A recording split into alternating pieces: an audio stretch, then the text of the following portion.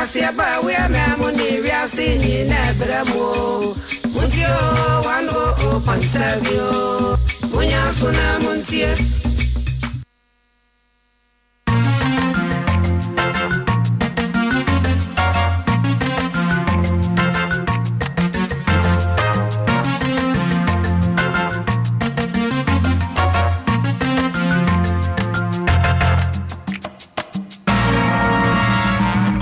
Oyerepa News. Ghana adesemamba abondonsia imamu nyina mu adwo ene anumere di baka safidie so Oyerepa kasafidie so nie yatrase wo asantemantamu adum boseba abrosan no emu yade oman mu nsam ene nkofa manso de ana ebesom wo ye kai mo se ensam yi efrifidua kasem hase no abefo tentafidie no so yage ade aboso YouTube no adam Sasoso ana Facebook no eye Oyerepa radio ebra wabawura mu ewo Facebook no YouTube no so ofa hono mu a obetimi ahia ye no wobahwe ye na wode wadwe nkyeraba ma ya kenka de afransam no na ye de ma wo enanwumre yi se no nso eba ne sei no a efiri nyame na ne board nti unya na waso no mu yi enti ehwan si form sei no a ye nuanam information centers bebre Amas community radio nso nwumre yi wode ma adehye so ya edi akoniaba taxi driver trotro drivers enyuma mu private cars fiefie mu de obi ajatom sampa nwumre yi wotie nsam a efiri Oyerepa kasafidie so eba se enwumre no nsia bremu kase abusua ensam a yede bra wo no de akotere bi wo mu no ene se yede ani kirem adesia ya ete dome ewa fija sekere south mansini mu asantemantamu wo mo de adesrade bi ema Ghana mampare his excellency Nana Adodankwa Ekufu Addo na eyeden adesrade a Sansusu ana wadi atudwa ya wadi kokobo ema NDC amanyoko no elkere wo mo se omo nkai no omo hunu se independent candidate no se sei wo NPP amanyoko no afa eno nti omo ene dom kase no eya onhye enema bi nso pa achiame hene ye wo Ghana mbrase betwam wo bemfo abanbabin wodi nsam atudwa a wo tese nyame ya adomu a na wochi aye kwawura mu no enam coronavirus no wasankra wiemu asankra asase ma na wobi sia de dofo kra wo hu no omo de style bi beba ade afa ho na efo jakpata agbonyuga agewudin Dr. Boom Papa Jerry Congo Soja ya ene wakoda ne sabi saman no ne wonsam san ana esi etie ene yebefrase na yebekọ ne yakodi nkomo na yahwesade ye nhyehyeye ne ade ekoso a endi samanyoko no so ebobra efa wono papa ekwa ya wakọ ade agya wono eho no na mpanifo bi nso na esuin ne nyina no endi samanyoko no na efiri omo ekyere se no kura nie edi bi wo hopa o mampani Nana Adodankwa Ekufu Addo wayi o masi nche no a ekame akwakoye se pupu ebosuo na nso oda esokache kane achiame hene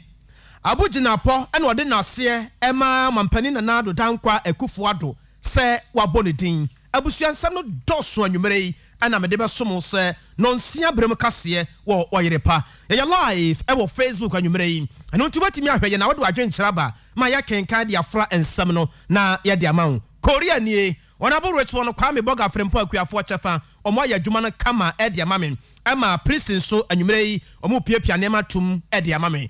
abusua ya fra me na nakwabra kese obrempon ensam no nkyeremu no sei na esi atie adesie ya etete dome ne nyina ewo afija sakire south mansinim wo asantemantamu ana omu ensuin na school ba ko ewo hono mu agidin ye pa no eye dome SDA school eno na manfo esu so omu so nyina ekire se omu ha omani kura enkansam kyerensem trofo a no kura nie ade a ekoso wo hono no ebro mampani Nana Adodankwa Ekufu Addo akire se yansan ko school nkoda no nko school nko sua ade ne ade no wonum se wa kyerem na yare coronavirus nti ensese no ade ne de obi anim tinya ade a yebesan ne akọ biem Nana ya wodome Nana afrifa katachie ana wode nsam atodwabra ensam trofo ne din komo ne yebusan se papa mo ana asase ne yamodia ana school ada no de esiso ya eye aban agapade na enkoda no ba ye no so mo de mani ade akira hwem no wose bo me wafa ase ne moyi me de mani ade akire pa na me de mahunu no me kasa ye me fe eye me de mani je ho a na me boa wose enkoda bro bese de wo ho no mo nyina guda ba kum ne ba ne se ya ase de ekobra wuo na yeso mpafe school da no de nyamianim ni ha dwene domi ha school no a free kg ekosi abai enye daba akokra maida me kai se na misana primary school no SD fo ne sie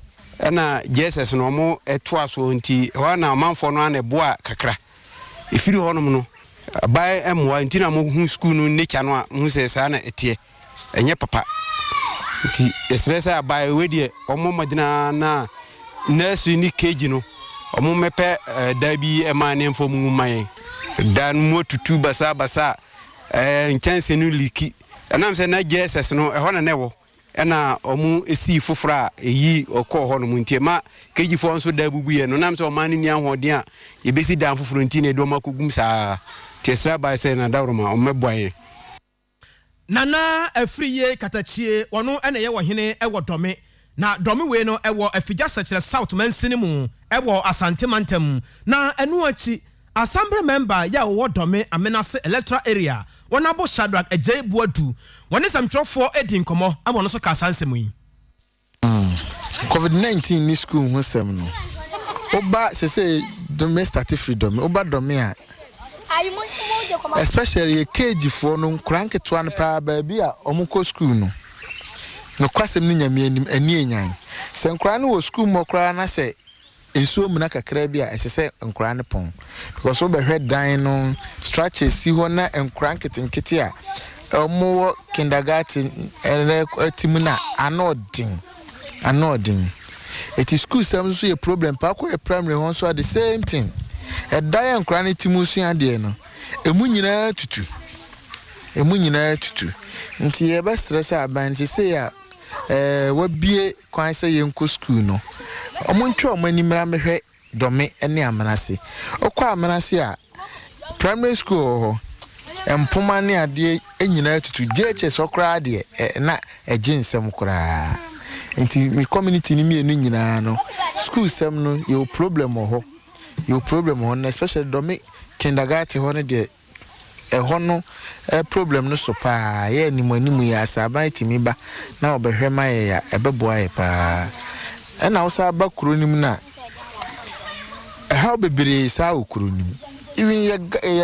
ye nam kota so but e kota fa ye kota and gates bi anim nti wo behwe a amena dida kuronim a enso to a untimi mpie akora ntimi mpie panyi ntimi mpie ha adwin bebere ya edi kuroni nya pa ti dome amena se electoral ye wo how bebere ye ka se ye ka ye be fa mumre ni nyina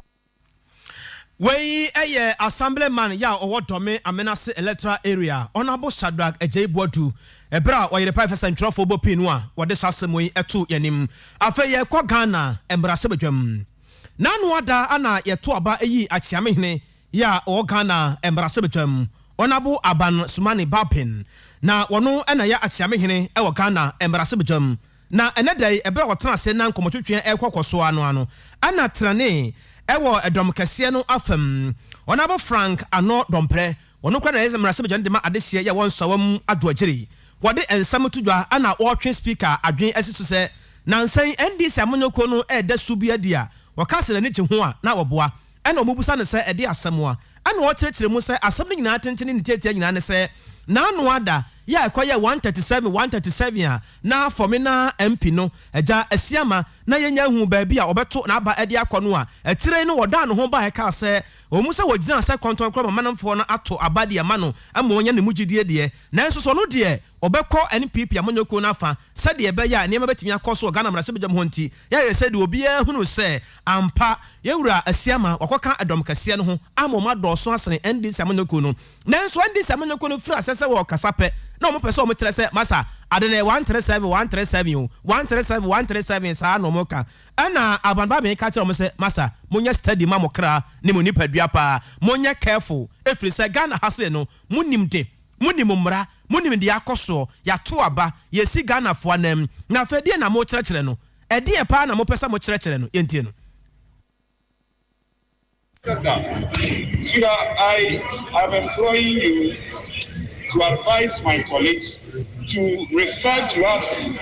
indeed as the majority caucus, as Speaker you rightly ruled. And I pray they take a cue from that directive from your good self, Speaker. Honourable members, please kindly take your time and read the standing orders. We have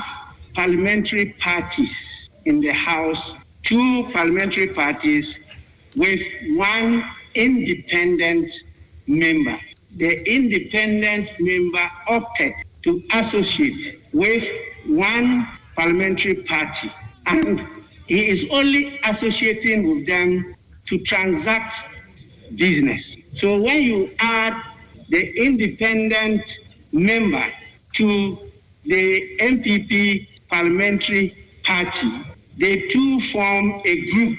and that is why in my ruling I refer to it as majority parliamentary group. The term caucus is not used in our standing orders. It is in practice, and it refers to an identified group of people. So you can have a regional caucus, you can have a gender caucus. There's so many caucuses, but you have parliamentary parties. For us, in the A Parliament, there are 2 parliamentary parties. The NDC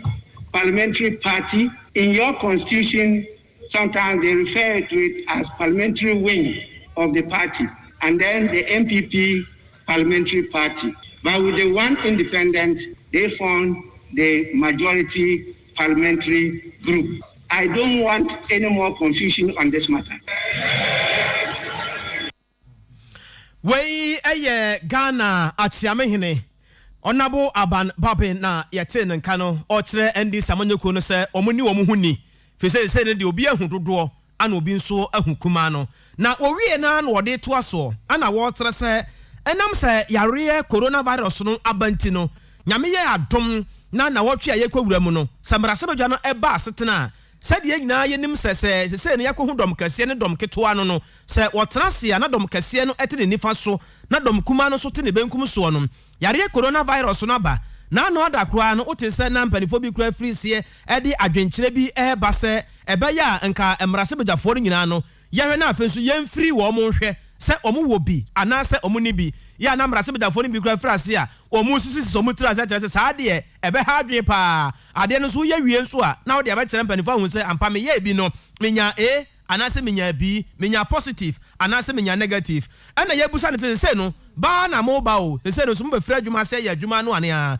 na sɛ no sɛ na mbɛsia yɛ nhyehyɛ no ɔse o sɛ deɛ sɛ yɛ kasa yɛ ba nipa no yɛyɛ 100 ana yɛwɔ Ghana mmarahyɛbadwa mu hɔ no a yɛbɛkyɛm ebi bɛba na ebi nso atena wɔn akakye ahodoɔ offices ahodoɔ no na yɛtimi na ɔma di nkɔmɔ sɛdeɛ mpempine bi a wohwɛ TV ne ade a sɛ yɛfrɛ wɔ wura bi ne ne di nkɔmɔ a ne yɛde na to TV no so a wɔkasa no wɔkyerɛkyerɛ nsɛm mu sɛdeɛ nka ɔte studio hɔ nom waa no saa pɛpɛpɛpɛpɛpɛ ana yɛbɛkɔ so a yɛbɛyɛ no sɛ bɛyɛ coronavirus yareɛ no bɛtumi abraseɛ. We expect that those who opt or who leadership will direct to be in their offices should at least come to be recognized as having attended the parliamentary sitting. And then we'll also be checking to see actually whether you are in your offices or you are somewhere else.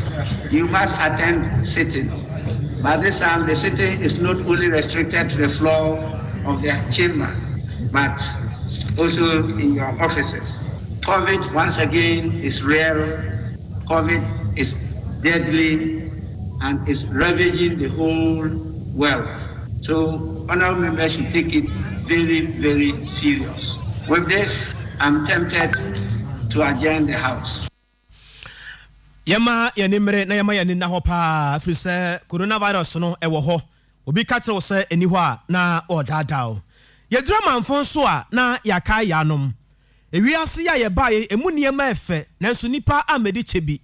nipa ɛba asase so no edin na ɔbɛpɛɛyɛ nanso so agyapade a yɛbere ɛpɛ nyinaa no dakopɛ na yɛadane de agya asɛm tentene ne tietia nyinaa ɛne sɛ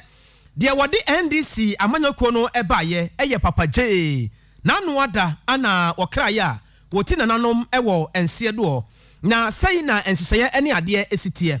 mmrasɛbadwafoɔ no akɔ atenase ama wasu pa ɛkyerɛ sɛ ampa papagye deɛ sɛ wone ne wɔ amanyɔkuo baako anasɛ wone ne baako kora no a masa open asɛm aboa preko deɛ sɛ wotan no sɛ wodɔ no sradeɛ deɛ wontimi enka ensa no ho ene sen ne ho asam ne sa ebra na emrase bejam watan ase a na omo ka we kra ye kra na Haruna Idrisu wono ene ye edom kuma no ba no tani wode ensam tudwa ana wobobo mu a no wo kyerɛkyerɛ niema hodo a oman Ghana ye nya ye ebra na Papa J edi oman no so sɛ oman no panin wo hwɛ enkodene eniedene ensiyo akukuruhu ase akukuduro ene eniema wo ye eboa woman yi a na ehu akohia pa sɛ na ye bonidin na won ka te asefo ho a nyese bia ye bonidin tra sa yentimi monidin kwa abo fresa ema no enye yie papa abakwasam kakra ewo ne mu ene sɛ Papa J ebra wo baaye no wode asra adwuma asra din mu na ebaaye a wo saase ewo mebo somenum no da ne toso edu enum wo afi apem ahankron aduoson enkron no mu wo buru mu aye ne ho bia ema ne kosi afi apem ahankron aduokron emienu na ebu ho no ana ono a eti asese da bi sesei no kanka bia mede baaye no a Ganafo ensu eno de oboso pe na wakai Ganafo bi eyaw kanka bia mede aba no ebra so sa ewo se mi jai sa kanka bi no na me ye no kabi ma men kabi eno de benya democracy no eno so ebomu a sa bre no bomu a ema enema nyina so ekoso na 2000 no mu no sa bre no antia mapa eja ne ba kofo enso ba ya wono so ebeso mu a eburum 2000 no a ede ba ye na ebere na nsam no ekoso ewo Ghana embrase bejom sa no na wo frase ya wo bobo hu no opani ba akwa wodi kan soro ye na no binimu bia na wo kasa nsam no aye embrase bejom de ma adese ya ewo sikando ketan owura jogati eno achichi no yenua yaja asantimantem ha sei osecheman sabonsu ono so ekasai wono no dom kese no ba no tani eno achi achiamehni ya wo Ghana embrase bejom wono so to no bo ase ya wo cheche nsemu a na yeni kan yentie onyanfo Haruna Idrisu ya eja omonam na ho apaso a Papa J eja wo hokro no. Rawlings was a true stand of Africa and a peace builder in Africa.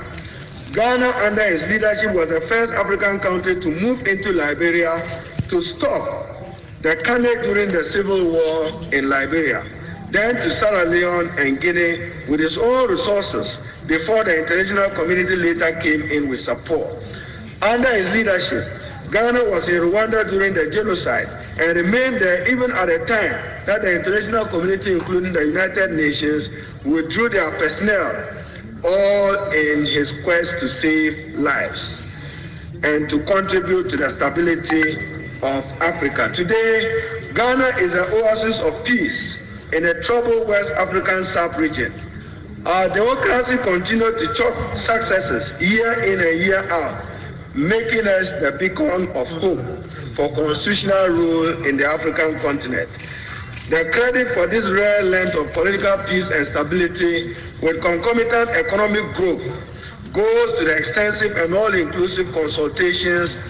President Rawlings fostered through the tireless work of the National Commission for Democracy at Pace Hatton. The NCD was then chaired by Venerable Justice Daniel Francis Anna,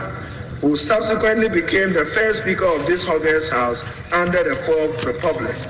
To this unrivaled legacy of Rawlings, the epitaph in Latin to St. Christopher Waring, the architect of the world-famous St. Paul's Cathedral that adorns the skyline of central London, will be applicable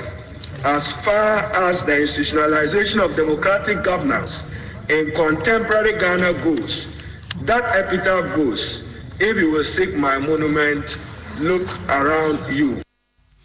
Wey eye Haruna Idrisu edom kumano ba no tani na enu achi mrase wojane de ma adehye ye wo sikando ketan yewura jogati wono so de no bo ase etunsem egu ho. It's a result of what happened during the 1979 the 1979 constitution when the executive was different. So I am somebody who is against this wholesale review of the constitution, and we must thank the President Rawlings for shepherding the 1992 constitution into effect. Mr. Speaker, we are aware that there are people who were heads of state in President Rawlings' time who are still heads of state now, so many years later. I mean, Mr. Speaker, this is the man that we talk about. A man of many sides. A man who we say or we know that before the 1992 Constitution was not a Democrat, but became a Democrat. Wey Honorable Joe Gate Asikando Ketan Ebrasabjani eno na enuachi Honorable Oseche Mensa Bonsu onoso kasa kakra Setting in the peaceful transfer of power, considering his background, it is not surprising that we have since had peaceful transfer of power, which other African countries also look up to emulate. Rawlins's patriotism was saying even after his presidency, as he invariably participated in all state functions, and the one we will miss most is his presence in the chamber of this parliament anytime he was invited. He never shied away from public activities, even when he was not in the best of shapes. He won several awards and was actively involved in many charity works all over the country and even beyond. Speaker, there is no scintilla of doubt that former President Rawlins, out of inconspicuous and unpromising beginnings, certainly identified his mission and never betrayed it, and indeed fulfilled same. Needless to say, our sense of loss at his passing is poignant. The country would have wished to have had him with us for many more years,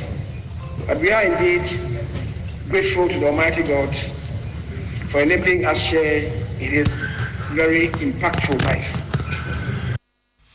Wey Honorable Oseche Mensa Bonsu and I tell you some atujano wano ene sahene awdom kese no afam na enuachi Right Honorable Aban Baben wano so twa ne nsem no etiasei. Many of you are not aware that before Rawlins, constituents rather went to their members of parliament. It is Rawlins that introduced the politics of members of parliament touring and visiting their constituents. The culture of politics we are practicing today is one of his legacies. It's not only the Fourth Republic, it's not only the economy, it's not only the values that he has so ably inscribed in the body politics of Ghana, the values of justice, equity, poverty, and accountability, and open and transparent governance. I can say President Rawlins is a kind that is rare in the world. Wey Right Honorable Aban Baben atiame he ya woga na mrasebedwam ne nyina no Papa J kroya wokro no emusu ya osu no na gya na woka ne ho nsam kakra woga na mrasebedwam eno na yedasoa agiramu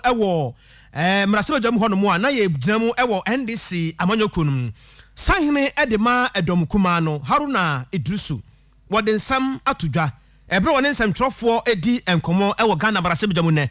ana water some panin na naro dan kwakufu ado ne ho ye ne ngongo papa sanki yade anka wawu a enka ne wura be ho na daka meramu pa ene sen se o mampanin pa bubodin wo bubodin o mata o maso din hwesa de aniema besi akọ na de ntie no ne sen na amene se abo ni tira bene brebo de asememe ahanti ye koka ne san yes asem ye si gina ye sen koka asem ye ntia tese wa heda bo na mantam ne bi wo ho no mu a waji wo mo afiri mu na wo yi wo mo afiri mu sa pani de wo ye sa no a na wo ya mba nkura na fa wo ho adwene pani nya de sa mampani wo pani wo Ghana mampani tade bo ene wo kasa pa ene yase papa asam wo kwa ho ntirintire no kura ya sore dodo bobo nkuro na asa bia mantam na wo ka no bo ne ehwe se me bo me ehwe enti mu de mo amode mani fa edi na ba ye ne mu no mo hu se Upper East region mo ti se wo bi firi ho enu nso kura da nchen ya se memu de mo se mebo a oti mantam no nso se no nso na mo se mebo a na bro is mantam nso na de ntom mpani mu apanti wo ye sa de ba ya yen kasa na adan yentie no. The absence of some key regions not having representation in cabinet. Compliance with Article 35, 6B. In compliance with Article 35, 6B of the Constitution. Now that we have 16 regions, one would have expected that with his long list of 30 ministers, the Upper East region is conspicuously lost. Yeah. That is not acceptable. Oti is lost. That is not acceptable. Bono is lost.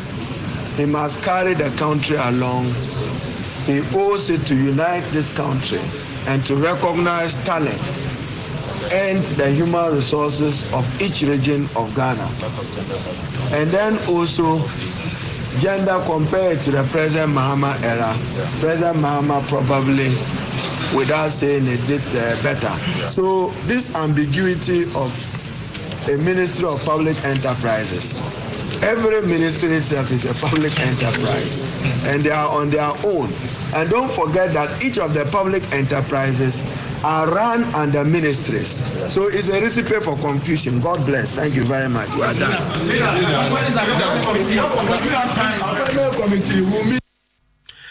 Amampani ani so atano sadi Haruna Idrisu echere eno no na wo wie kura no ana wo tere se so mampani wote ho pa na wo hwe ni din na wo gire wani hwe mampani din yatum se ade bia yira wo mampani mu ana yesi ei ajaharu wo kansam wo hu samtrofo camera si uzun na wo no so bra nyese bia me kansam wo hwe mampani ani mu din yatum se ade bi wo a afiri ne kram nyese de na afiri ne kram no se de afiri ne kram nyina ya kokuduro woni akokuduro tere se he Preko, upa darne ne bono pada sadan fa wiase pada nyina bono woda so ye preko adwe upa siesie ne sadan he ne boutique atade obafuru dua kote kwadu ne nyina da se asoafo ne bi wo hono mo ebi ntwa gura na nko so odwiri wo mu nyina gu na so asa bobo mu din se ya ne ade a nti wo ye kwaya na se ye ba tie kodi no wei. I'm supported by my colleagues. Just to assure you that we are not an obstructionist group. We are very positive, and we think that the President's letter of 21st January 2021 submitting to Parliament list of his ministers for his new government deserves the urgent attention of the Appointments Committee. But noting what has been submitted to Parliament, it only reminds us in the minority group that President Nana Addo Dankwa, if he was to set up a 1G1F in recycling, he will be a very good entrepreneur in that enterprise. We just see recycled list, no new impetus, no new thinking, no new innovation. It reminds us of Ghana still living in 1997. The country has gone very far, and ministers should not just be comfortable. I don't want to believe that President Nana Addo Dankwa does not have the courage and political will to reshuffle,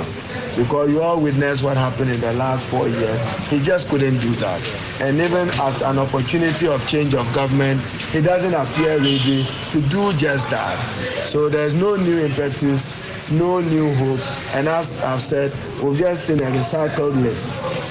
What struck us most as a group, even though we interrogate those matters at the Appointments Committee, is the ambiguous creation of a new Ministry of Public Enterprises. Why? Ministries themselves are public enterprises, and state-owned institutions are public enterprises. Not a while ago, he came to Parliament to pass a new legislation putting all those enterprises under a new legislation. One would have thought that he would have used the rendition of that law at 990. At 990 to create the new Ministry of Public Enterprises. Suffice it to add that we are not dissatisfied with the cut. Wei edomukuma no bano tani wurumnyamfo Haruna Idrisu ana wotere se edin ahodo ya eba montene so no omani heda nye ho kura ewo anim dada ne bia esa eba mu nto mampanin aka na kukuduru kakra ewo saa kwan no eso na edin abobo ni mu nsensem no a ana adesie bi ya won krampomponi mantam kire se Ghana mampani na nado dankwa Akufo-Addo jiwtu pa na omo salatu preko pe ni nyina ene se ade na da omo akoma so empire na omo bo 31st na omo kwa so dam sei awurade buaye ni o awurade tie sufre o awurade ma empire bondru wadi mo awurade brewaso asite empire o empire ne tentini ni tietia nyina ne se onabo Ashmel Ashite ya wono ayanka pomponi mantam so afo no papa no wo se wo ntataw papa no ntataw na omo danyame asepa sa Ismail yetimi ahon no de afiri ho yet aye omo de papa so mampani anya bibia mo kura no omo pani se ayi no mo se aye ni me ye ka se papa no wo se yenti omo me de mu se wanye hu if you say payment nso nyina dan market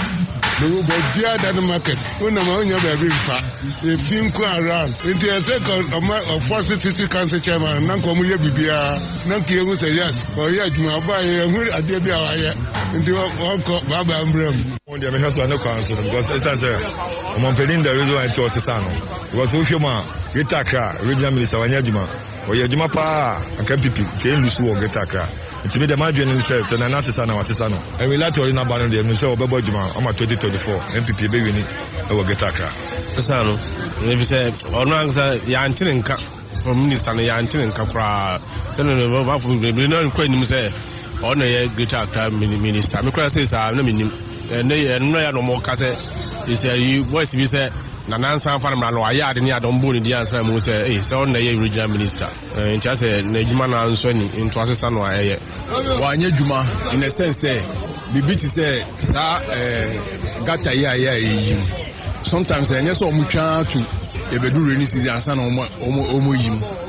e na moreover so no omo di bibia ya politics ti say na amanfo agi ekwan ho pedestrian bibia walkway no omo jan crofo no omo be shega oho wey eye adesie bi ya ewo enkran pompone mantamu ana omo tere se onabo Ismail Ashite de omo danyame ase 31st na mo bompa yanya metie omo danyame ase papa se waye saade no ede ama wo mo na yamfa ye nkyere mu nso ewo oboase abusua oboase aye kwa nyina no ene se New Insita Junior High School no ya ewo ho no mkyere se ayrohosem bi asi na New Insita ne nyina na ewo oboase municipality no mu wo Asante Mantamu ene ebra enkoda no ekọ school no edin ene ayrohosem ba ko ayensa kan ye ne se abrante ba ko a wonya mfinhia no edu miensa e friend Bernard Kwabena Opoku ya ono Junior High School no or 1 na sam nyina ne se wo pia bonten na aja wakogu nsuo kakra huya ne se dan ba ko ti jigra na dia asem nie na drigu abrante so amba bo awurade se madam monje se ne sa ne ko so school honum ana yebusa ensam se na ade ade na ko so sa na wo so hwe de akoso no masa ya kan ya trese acheterefo no ede yeba ye ne sa ayro ho semu ene se adisuafo no pa no wotum se senkom wotumi a ka acheterefo no de ene mo bibia fa wo ho pa o mo trese suku no ho asem no o mo frika ye ne o ma ka sa da no ebebu eda no bebu se madam se eda no bebu omo de yeba sa amene abrante Bernard Kwabena Opoku ya o Junior High School 1 ewo New Insita ya chese dan adwagu no so ewo mu se wonwu idie na nso me chese wa prapa na ebra ensamtrofo ebopin no ena o se me kra de kra de asam no kra manka kra no a me nua na desuafo ye wo me ho no omoa betumi kra kasa firi se asam no bra enye na asam ensamtrofo ya maba ha sei enye na asam o ente me ka na yentie yewura Bernard ya ha on se ya liane baaye no a yɛkɔtena afie mmere bebree no afei ne ama yɛkwan sɛ yɛtumi ba school ne yɛba ɔma ka kyerɛ sɛ wɔse yɛtena yɛ class mu asa nanso wɔsɛnke yɛkɔ fam wɔ asese agya class 6 wɔsɛnke yɛkɔ fam wɔ so yɛni nkonya yɛbɛtena so wɔ class mu hɔ nti yɛpa aban akyɛw sɛ wɔsɛ ɔma yɛ nkonya ne yɛtumi kɔtena because yɛntumi ntena asa sɛ yɛkɔ deɛ ɛnde sɛ yɛbɛtentam yɛ nkonya class na me catch the teacher say me kwa so me pie me Johnson na ye school dine e bu yi na bu no so na your class na ye me a co break in your by inside me are in the market and therefore ban your by inside na me so na me so na me see and na go into the class na almost see and if you at one you who say and one so for Johnson Obana ebu ne bon satan po ebu e boy no we hu se we kura but okoto ho no hu se moja sane ebu na kade no de satanity no hu se we kura inti na ye yam sisi ntama ebi krampo jane ye inti haya yes ne se ye saban se eni o ma enu no obi obetumi abo kakra ho no ntuma ya ko ase wei eye akwada no sun ene ne nuanom sun bi a wo sun e de aboa omunua no na enu achi owura Frederick Mensa ono headmaster eda school ya no ene ebusa ne se papa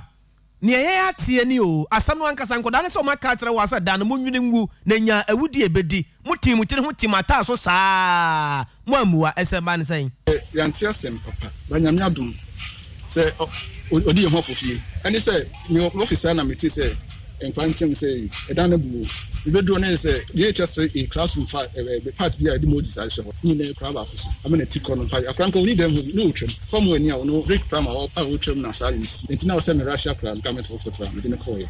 and next fund roma almost so more aye no pa ba ni me just say mba be history na report you dey meeting am say am no ba enti mo tia e see enye dan ya enka I was a man catching. Yes, I don't need them. You travel Koyama, the rotate away. At this assembly away. They'll be on promising me. So better than my. The Missana announced what anybody are meeting say. A down dear. Oh, dear. Obitrum be a cast. Then is school to compare. And yet dine, and yet done. And what? We sort of crown the sort of done. Classroom be a baby of a Friday. Until they are decided almost any my more a year into in Monday night. You're not your soon. There be a come the dear if a behavior didn't know to pass a crash at the motion. The so called inclusive year, you see dwarf classrooms. Sunny, yes, in the young.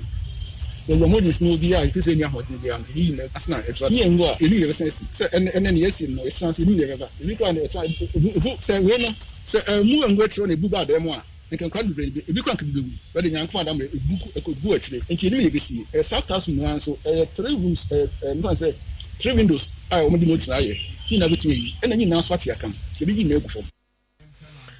We owura Frederick Mensa ono na headmaster ya wada New Institute Junior High School nano ewo Obuase municipality mu Asantemantamu ne nkyeremu kakra wade man samtrofo eno no afei yemfa ye ne nkyeremu nso ewo Damango na Damango ya ye kro no emerasebo jane de ma adehye ya ewo Damango aya Samuel Abuginapo wona kasa yi ana wo kyerɛ sɛ ampa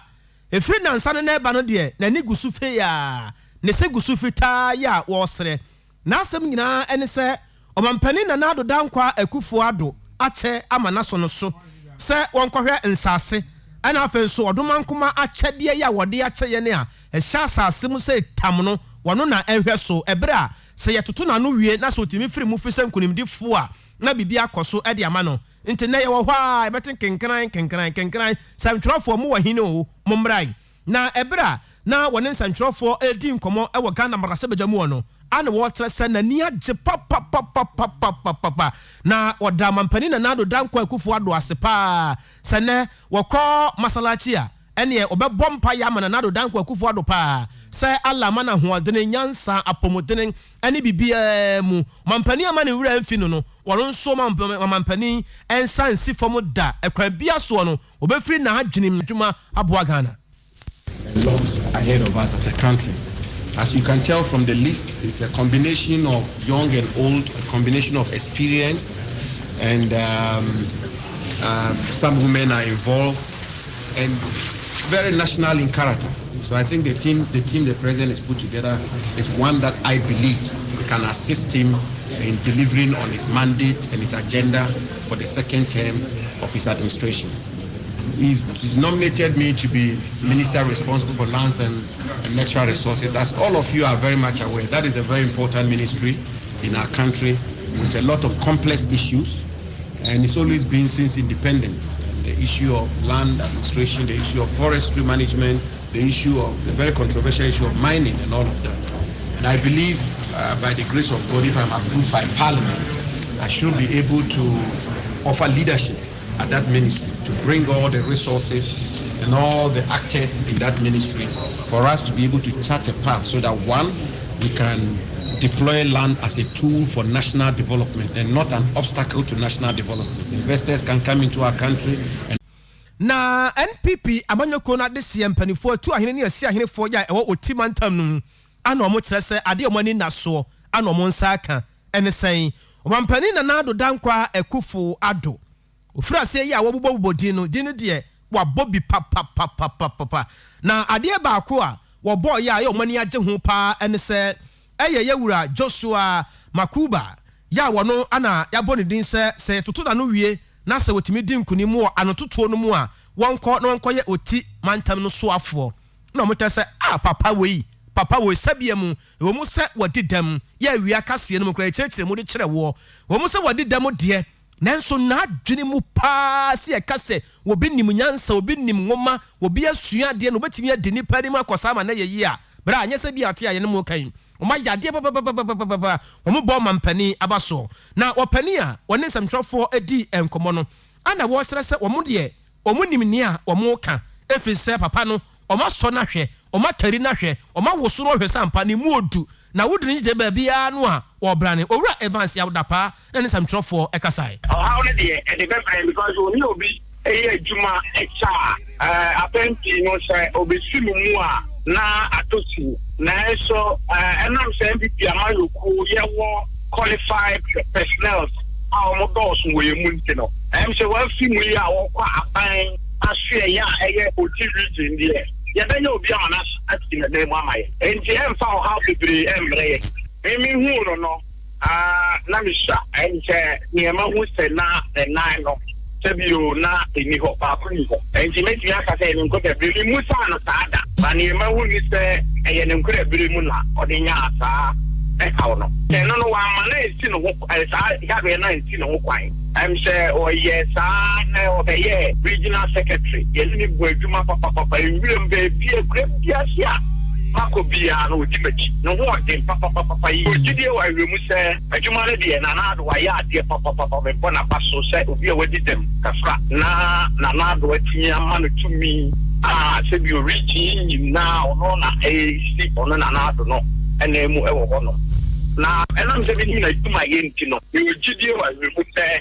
we me di utility as we have them for no aye na pese edi airport me ka se temia we did them I no interest to you na we ya no papa wa mana so won ho modi pa ku school dum school papa di shim che o di degree e won MPhil and now I'm making so can PhD and you be a won ho modi pa enti me was gidi no won mu se na do anya di sa tumi ya che ntai audio region e bedru pempenso aye nyina ya dwen che e was e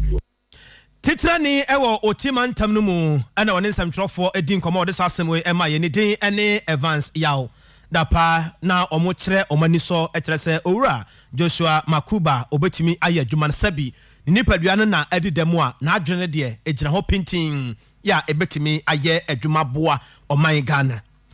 waye enseseye na enseseye no eye enfienum enseseye we no ye anida ho adwene de akire nyansa wom emu da ho kwasikokosa strategic plan na nyina ene se ebetimi ahwa aboa ama yare coronavirus no atumi afiri ho na akoso e wose hwiwi oso ya ewo atoye atifi mantam no ahinkro emu na ebra empanifo edi nsam egu akwan mu no National Development Planning Commission ena afenso so no UNDP ana ekabo mu a omene sam egu fam sade yogu sede no na municipal coordinating director Joseph Badako eto no boase kyerɛkyerɛ mu tensam 4 pa kyerɛ sɛ omampani na nado dankwa ekufuado da ne da ya wona fellow Ghanaians nyina so no wopagana fo yiyo ene ne nkankro omo asɛm ni. Adaju says that if you fail to plan, you plan to fail. So basically what we are doing is that we are planning to rebuild the economies of the Sifirios Municipal Assembly better, brought it back better from the devastation and the destruction that this COVID pandemic has brought on our economy and the people and the social life. The infrastructure, we are targeting roads, we are targeting revenue generation, we are targeting agriculture and infrastructure. We go beyond health. We are looking at education. We are looking at our arterial roads, the road network, the feeder roads, especially the unengineered ones. The unengineered, that is where the farmers use it as a means of transporting their produce to the market. And so that is where basically we are also looking at infrastructure, education. We Yura Ba Dakon and I say what this answer we atuja we municipal coordinating director. We do any chilum our Western North region Honmoa, or na Udini Hene ewa Honmoa, what is awesome way atuja. Na enuachi National Development Planning Commission Panino, you saw Omokasa yeno. Bebre ekasa mo chechiremu. Na opani bakua, omoya sa onin sem for any komo aya Francis Abebrese. One also chechiremu etre near ebeko supporti. The damage that COVID-19 has caused this country, and the Ghana Statistical Service did a survey that showed that the COVID had several impacts on the municipal assemblies. So the NDPC, in collaboration with the UNDP, came up with this project to assess, first of all, impact of the pandemic on the assemblies, 6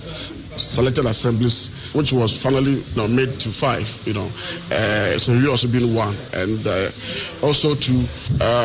develop a recovery plan to make the assembly bounce back better after the pandemic and become very resilient to any future shocks. 2 is the mitigation, and 3 is the transformation. As you know, if any disaster happens, the first thing we do is to provide relief. So in the plan, we provided relief to businesses and individuals to be able to bounce back, because several businesses have gone down because of the pandemic. So first of all, we need to provide the relief, and in the report, there are several reliefs that will be provided. Secondly, after the relief, we have provided several mitigation methods and strategies in the plan that should be followed. And also, there are other transformational projects that are also in the plan that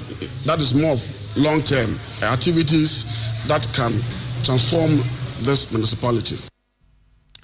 Francis Abebrese oyopani ya opiemu every National Development Planning Commission no juma de kase ye koso e wo sehwi oso e wo Western North Mantam no ahinkro na ode sasemoyi ato edwa no na busua ye nuanom ye wa faasenom ye nuanom agya wo entoaso suku mu agya fa mu free ya no wo suapo ahodo mu no na omo be se aduonu ya Water no South Municipal no wo ahafo Mantam no mu ano omo kyerɛ na nado dankwa ekufuado omo da wase pa da se son da se mu da se nyama da se bi mra bim woni MC ya won potam ho onabo Collins ofenam tachi ma yade papa se motimi abo wo mo e wo saa kwan no so efi se akoda bia no se wo kosuku no onyanse achi ba etimi boa no ama ne suade ekwakyire obi wo hono wa bense nanso efie nye abonten nye sabi ba ne saa no a na ne nimde ne nyina ya ka fom eno nto mampani na nado dankwa akufu ado abo wo mo saa kwan we so ama kyerɛ sɛ omanya nsiachi ba betimi abo wo mo se no a omo nana se no mo koda hwan ase Brutus no University of Ghana me doctor of veterinary medicine na scholarship ya abo me akonase be bree so ebi se we obi a efi ebi ni fi se me twa fi so ase be koye papa na be do afu ba enam se scholarship ya ba yintina aboa me ama because kuma beti masubeti ma dunyama adesua so be de be koso jojo se sika ni fi mpo na se ukuskuma untimi nya tema no kra so besua de na so enam se scholarship ya ba yintino be ba desua akoso a me dwindwin bia ho biem da ba na se da diso asem do space be do bia se say that na do asibebre wa maye ya ni bie na ye meti ko university na muwa ne na dawroma enu nti na ye ma etimi ko school ye da na se papa Wei eye nuanom bia agya woje ntetiye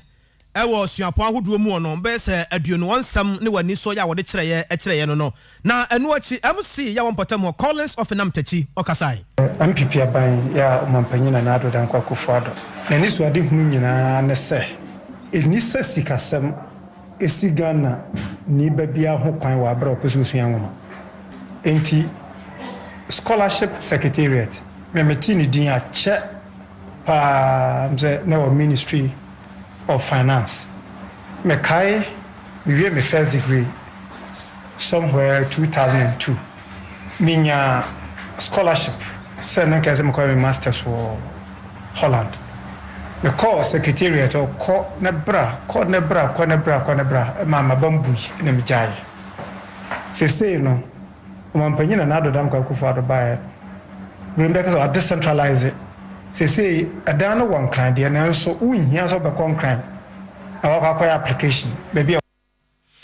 omampani na nado dankwa akufuado ama enwuma suamu siachi ba no aba fom ama obia etumi enya mu chefa ne bisa wo sefata nko ade a ampa moyade anwumre yin we eye onabo Collins of Nam Tachi nensam ya ode tudwa eno no wo MC ewo Tano South wo ahafomanta no emu yede madwenche no ena eba modi abegum yenso be kenkan de mamo anwumre ye bedidi a eyetia Time and Chances fast food Chronom station hono a Tafu Market Scoreboard Johnson aduane biada o maye biadi 0249 030 830 prekasanie moja ne bedi afuru sane kama wo foka kakra bi na wona ase atata ya menua babo so me no ya pam me bo won kaye ma woni na ho prekasa na atra ginger drink Brekmasia dum Oyerepa FM yaduanom information centers bebere ton bi entu bo pia wo mo a won sa beka bi na mo sa wutu akoton de Brekmase Oyerepa FM 0244 164 527 na waje so amaman kama sam na efiyade mantime ne memfefo ansere nyina da no na efiyade Better GPC heba misa duro no de bia me catch se Paul amantam na so sena dikanfo ene sen papa sofo na de aba wenu nua hini hahama enubra ane aka bom wede ne ma wura mu a eye adwuma tu yare ase obi a wonom better di hu adanse se yare no de se wonya nya aduro no bi pe na se wonya twa wo bedi ni nyina kire se wonya nya bi pe yare no beko eye tie better de enu ano no se wo so da ye kura na hu better la mesraw sika na hefom kura tu sika na free form ho na fa to better ni bi eto mpa na tifi na wani ti a wanom ebo ya adwuma ni nyina kama e de ma sisi ade de wo kire no kura kienje heba wo mrom Fredman's heba habme heba e wasafo dani heba afri ye heba so Aston wo bensuman kwa hin fie ho apidang heba so e wo mrom Promise heba wa Oyerepa FM na wo de better heba mesa no so aba malaria na afenso yafru yam no enema bi nkoyie mfama wo ne nyina no otu ase menstrual disorders ebeko ya seno so no ye better heba mesa 0244 939 193 na waje so mesraw de atiene se aro san frankukun oye no nyame ye wadum na obaduru Oyerepa FM a wawie kakura bibia eye simple eyanwo a ema no de ji o maware awie ye mremu pa wonim se ya ka ho asam de akira wo wogina Oyerepa FM de wote mpoano nti wote anwem bosse ba electrical second akoma to yam nkale papa efie eno no abusua ya ka tro se ne ho asam de yankwa agina ansa ana yebua nkane ho pempena de bia no oba won sabeka bia dum bosse ba bro san mu Pose Golen woni Sandra Hotel ana edi ehwane mu PZ Anteta ko 49 0541 125 339 0541 125 339 na waje so Jamal Enterprise wapusu no ho na wapusu no ho no or the simply Jamal zone aba and na hospitals ahodo clinics no monka mo boarding school nkoda no monka mo ye de yifine fi niema mu na wakai se ne surface cleaner no eno so ho no mu a ade bia ye hohoro mo bia washroom ho taas no ye ade nyina so siesie ho mo ho aye hwam na ne dishwash no soap no so aba ye de hohoro nchance mu ne ade restaurant ahodo no me kan fo de amamo Jamal hand soap no eno na eye adwuma no se wo hohoro nsa mo wa bia be fa wo mawura mu wanya yare bia no wo ku wo mu na Jema body wash no de abusua nya sam keto akora o eno na maye hu sa wo ye tuntum anasa kokko enye pentima mento bia ni nyina no e be firi ho kama Mr. Abi Shopping Center ezi karam danu mu akwase adum Abi Shopping Center ezi karam danu mu akwase adum 0206 644249 0247 224515 Grace Gift Herbal Clinic say yare ya branu won to yare asem fama o efiri won namrom kosi wapampam yare bi e ha wo no abusua osuai eyi sabia kronto achacha ena afen so kwata ene asosiye ni nyina sa yare mi ensa to nchae dia otu yare bi ase ba fam be ma fam panin koda fam obi a wotu ase wohwim no wo ya trese school dance honmo a barakase kwa na bua kwakofodua honmo wo benga wo filling station no Grace Gift ni achade pa na de ma wo sa no 0244 126 123 na waje oso abusu agyentan na modi aba no sei ana esi etie Ajua Buahima Dialis odi aba no se Ghana wonabo abedik mase kwada so obonam na ni police ni adru na wose na nado dankwa akufo ado wo danyame asepa na nya nwanwa sa watimi abo nipa bi o ye obrempon wodupon bi sa na kire sa wetima ye adwuma ede abo wo mayin kanko dakun owusu uso manya dwo ene anwumre yi Oyerepa kase da masepa na ye asemko pa bereko pa na sade niema etiti na yasam keto aho efi afrimpom akotobre wo so manya dwo ene anwumre yi atonso bokuro ho na wo hweyen na sofu mame anase sofu mage opposite one mo ho na wo hweyen Oyerepa kase de modedam pa na yaw yima wodi aba na wo se wo ya dwo na Oyerepa kase de yan yi etu enanwumre mo trans say dia na ba bia wodi amamo close blink nail pop wodi aba aka Chaco Sela San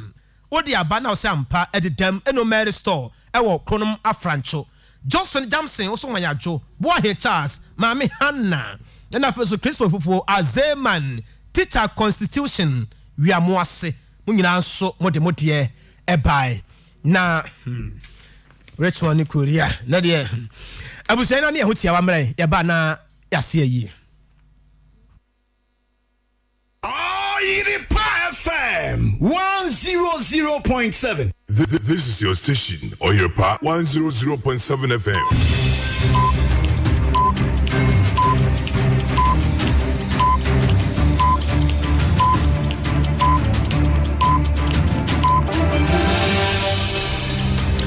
abusuya pani Kofi Fofie o wa hinkro oboba oye kadila ewo kumase nananoma wote ayipa so eno no na enuama ya ka kire oba pani afu akwachewa ono so wa hinkro Rose Opoku Jehovah Witness kumase ya badu the Apostolic Church kumase adwoa jamfu a ewo Tamale adwoa ode ewa hinkro ya agenkwa ewo ahinkro emabi ya eka kire eye yaw guy aka eja yaw kumase magazine yaw Opoku aka onyankwa ono o Holland kwaku anuwo aka Jaguar Massey Magazine Prophet Nana Poku South Africa kwaku opon ono so ahinkro sabusuafo nyina de yaw ene ayroho se yemfa fidikasie so afudie ni fotabere ba mansan nyina no ano se yansia mansan se omadie nyina mfutufo ba pani maami fo wa wonyamfinsia no aduwotwe enum ansa na oti ne bofo sei ana waye aye no ho hyehyeye wo kire se nyame ya adomo a ena ahomachen ewo ahinkro wode ne beto empam sade da no oye akanfo mambre na afenso amane no obegyina so asiri panu bia ma dofo behwe na ni achi sade tie na ade achi a na eja ahinkro amusie ho no mo a eho na ode abere watia beko na wakopa ba bi kama amanada wo wie sa na wo nwie yi babetena ase na wanom akire sikasa eno efiri awia don kokosi anwumre no nsia so no ewo offenso ahinkro community center ho no mo a ntia abusuafo enhye no nso na ne kwasia da so no nso awurade akade besi bia yemfa na ase ma no nti ayie no wotranse no wie a obesan atoa so na de kye no ewo ho no mo a ne kwasia da so no a obekọ na ase